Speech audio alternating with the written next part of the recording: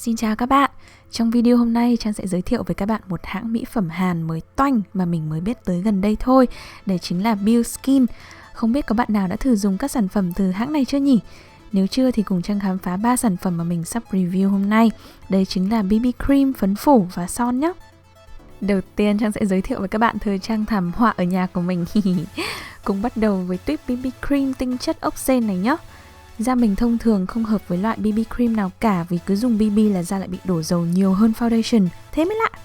Tuy nhiên chính vì mùa lạnh đã tới gần và da mình bắt đầu đổi sang kiểu khô hơn, thế nên là mình đang khá khoái bạn này, đặc biệt là sau một tuần liên tục sử dụng. Vì BB cream thường mỏng hơn kem nền nên trông sẽ tự nhiên hơn, chất kem cũng lỏng và dễ tán hơn nữa. Nếu là mục đích đi học và make up đơn giản thì mình rất là khuyên dùng BB cream đấy. Hiện Trang đang dùng tông 21 Nude Beige nhưng có vẻ vẫn hơi sáng hơn màu da. Mình sẽ đợi thêm một lúc nữa để xem màu có hạ tông chút nào không nhé. Và đây là sau khi mình đã tán đều kem.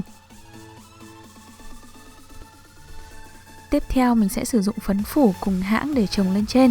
Các bạn có thể sử dụng phấn phủ một mình cũng được chứ không nhất thiết phải có BB ở dưới đâu. Đặc biệt là các bạn mà da đã đẹp sẵn mịn màng rồi ấy. Tuy nhiên vì thói quen nên thông thường mình sẽ không bao giờ dùng phấn phủ không cả, mà luôn có kem nền hay là BB trước đấy. Phấn này có mùi hoa hồng khá là đậm, khiến mình liên tưởng ngay đến mùi phấn rôm. Sau khi phủ lớp phấn này lên thì lớp da trông mịn hơn thấy rõ ràng. Mình sẽ zoom lại gần để các bạn quan sát kỹ hơn nhé. Xin chào mọi người, bây giờ là 10 giờ tối rồi. Hôm nay thì mình đã quyết định để cái phấn này trên mặt lâu hơn một chút, tức là đủ 12 tiếng. 2 ngày vừa rồi thì mình cũng có test thử nhưng mà chỉ khoảng 3 tiếng thôi, sau đấy về nhà và tẩy make up luôn. Hôm nay thì muốn xem thực sự là khi để lâu xong sẽ như thế nào, thế nên là mình đã quyết định để đến tận 10 giờ tối. Trông mặt mình bây giờ đang rất là kiểu tơi bời. Cái kẻ mắt NYX này nó bị lem quá thể luôn, thế nên là thành một cái đường ở ngay dưới mắt này. Chắc là có lẽ mình sẽ không dùng nữa hoặc là tìm cách khác. Tuy nhiên quay trở lại về phấn nhá. Hiện tại cái điểm sáng các bạn đang thấy trên mặt mình chỉ là highlight thôi. Bởi vì cái BB cream này sau khi mà chồng cả cái BB cake lên thì nó siêu khô luôn ấy. Tức là mặt mình đến bây giờ không ra dầu mấy. Đúng là bây giờ trời ở mình đã lạnh rồi, ngoài đường rất là lạnh, trong nhà cũng lạnh và đang không bật sưởi. Trong nhà còn phải đi tất cơ và trời đang rất là lạnh, thế nên là mặt không ra mồ hôi gì cả. Đến giờ sau 12 tiếng thì nó vẫn kiểu khô căng ấy. Che phủ thì đã bớt đi rồi, bởi vì các bạn có thể thấy là cái vết mụn này của mình có thể nhìn thấy rõ hơn. Tuy nhiên vì là BB cream thế nên là Trang cũng không đòi hỏi gì quá nhiều. Với cả là bình thường thì mọi người cũng chỉ để khoảng 3 đến 6 tiếng make up là cùng thôi, cũng không để lâu đến tận như thế này. Vì mình là có mục đích review, thế nên là muốn để lâu hơn để xem sao. Thì ngoài cái phần mắt nó đang rất là kinh khủng ra thì mọi phần khác chắc cũng vẫn ok. Độ che phủ vẫn khá là tốt, mặt vẫn là khô, không bị xuống tông nhiều. Điểm này thì mình khá là hài lòng. Có lẽ là mình sẽ sử dụng cái BB cream này rất nhiều trong mùa đông này. Vừa nhẹ khô mà nó cũng rất là vừa phải, kiểu không bị quá nặng. Độ che phủ cũng ok, nếu mà có mụn thì có thể sử dụng thêm che khuyết điểm. Đây các bạn cứ nhìn kỹ nhá, cái phần mắt dưới của mình, cái kẻ mắt này xanh xanh này, chán thế. Nhìn nó lem này. Mình ít khi bị lem kẻ mắt lắm, nhưng mà cái này thì làm siêu ngoại lệ rồi. Phần này thì chắc chắn là bị vệt tại vì đeo kính này. Còn ở dưới thì đang có một cái mụn đỏ. Sắp đến ngày. Mình rất bất ngờ về cái độ khô của nó ấy. Kiểu lâu lắm rồi mới dùng một cái gì đấy nó không ra dầu như thế này. Thế nên là mình nghĩ mà các bạn da dầu cũng có thể sử dụng được. Kết hợp với cái BB cake thì sẽ ok hơn, bởi vì nó sẽ kiềm dầu lại khá là tốt. Giờ thì Trang sẽ đi tẩy lớp make up và chuẩn bị đi ngủ đây. Hôm nay là một ngày rất là dài rồi. Tạm biệt mọi người nhé. Bye bye. Tiếp đến là 6 thỏi son xinh xắn từ Bioskin. Đầu tiên Trang sẽ lưu ý là dòng son này siêu phù hợp với các bạn môi khô đấy nhá. Không hiểu sao ngay khi vừa cầm lên tay và còn chưa mở ra thì mình đã linh tính đây là dòng son lipstick cổ điển mềm chứ không phải là kiểu son lì rồi. Vì thế nếu bạn nào đang gặp vấn đề môi khô nẻ thì hãy để ý đến em này luôn nhé. Vì chất son mềm dễ tán, thế nên lần này Trang sẽ swatch đủ cả hai kiểu lòng môi và full môi luôn. Hy vọng các bạn sẽ chọn được ít nhất một tông màu yêu thích nhá. Nếu bạn đã dùng son MAC rồi, điển hình là dòng Amplify, có ví dụ như màu Vegas Vogue ấy, thì Trang lưu ý là chất son bạn Build Skin này cũng gần như y hệt thế.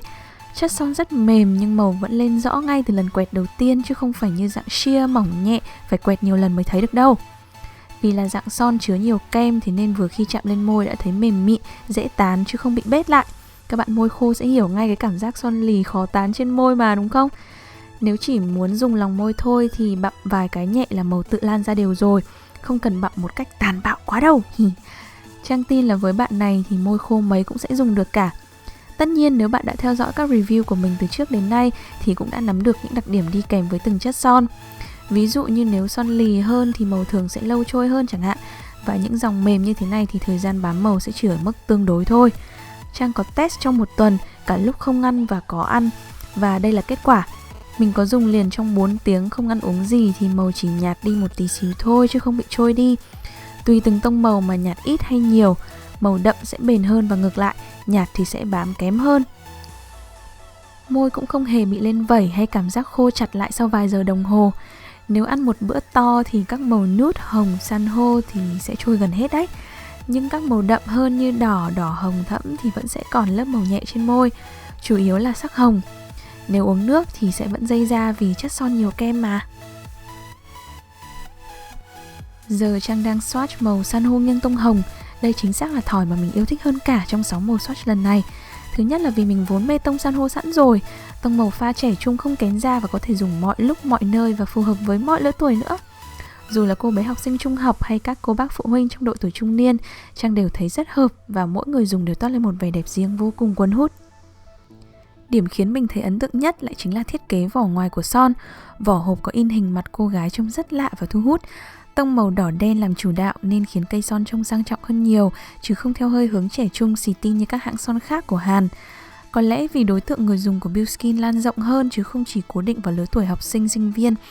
Vì thế nếu bạn đang có ý định mua một thỏi son tặng mẹ hay chị gái mà vẫn nằm trong mức giá hợp lý thì đây cũng sẽ là một sự lựa chọn khá là hợp lý đấy chứ nhỉ? Cuối cùng là tông son đỏ thuần siêu phù hợp trong mùa lạnh, vừa làm sáng bừng tông da mà bạn nào cũng có thể dùng được nhé, từ da ngăm cho tới da sáng trắng. Nếu bạn là fan trung thành của các tông son đỏ thì chắc chắn sẽ không thể bỏ qua được tông màu thu hút này rồi. Vì với các tông son đậm, chất son cũng thường đều hơn và lâu trôi hơn, thế nên là Trang thấy cưng em này hơn chút xíu. Thật hiếm khi thấy một hãng son Hàn nào mà lại có tông son nude cả. Và Trang cũng đã vô cùng bất ngờ ngay khi vừa mở nắp ra. Chính vì trào lưu son nude đang lên ngôi nên có lẽ bạn sẽ quan tâm tới tông màu này hơn nhỉ? Đúng không? Tuy nhiên có lẽ vì màu son nhạt hơn, thế nên chất son cũng không được đều như các tông đậm mà Trang vừa swatch. Mình có trồng khoảng 4-5 lớp lên mới thấy màu phủ kín toàn bộ môi. Cũng vì lý do này mà tất cả những tông son nude Trang dùng thường xuyên nhất đều là dòng lì, chứ satin hay mềm hơn đều rất hiếm khi sử dụng. Nếu có thì là pha với một tông son khác thôi. Tất nhiên đấy chỉ là sở thích cá nhân của mình. Còn nếu bạn thích chất son mềm và tông nude thì hãy cứ xem xét em này xem sao nhé. Tin vui cuối cùng đây. Nếu bạn vẫn theo dõi đến tận bây giờ thì Trang sẽ cảm ơn bạn bằng một giveaway nho nhỏ, bao gồm 6 thỏi son Build Skin xinh đẹp nhé. 6 thỏi son sẽ được ngẫu nhiên trao cho 6 cô nàng may mắn bởi Comeco Shop, công ty phân phối sản phẩm Build Skin chính hãng tại Việt Nam. Tất cả những gì bạn cần làm là vào link trangmakeup.com/giveaway Build Skin, điền các thông tin cá nhân cần thiết. Xong, đơn giản vậy thôi. Giveaway nhỏ lần này sẽ kéo dài tới hết 11 giờ 59 tối Chủ nhật ngày 1 tháng 11 năm 2015. Sau đó vào ngày hôm sau mùng 2 tháng 11, Trang sẽ thông báo tên 6 bạn thắng cuộc trên Facebook page của mình là Trang Makeup. Đồng thời cũng update ở phần caption dưới video luôn. Nếu các bạn đã sẵn sàng rồi thì mau tham gia luôn nhé. Trang chúc các bạn may mắn. Cảm ơn các bạn đã theo dõi video này. Bye bye.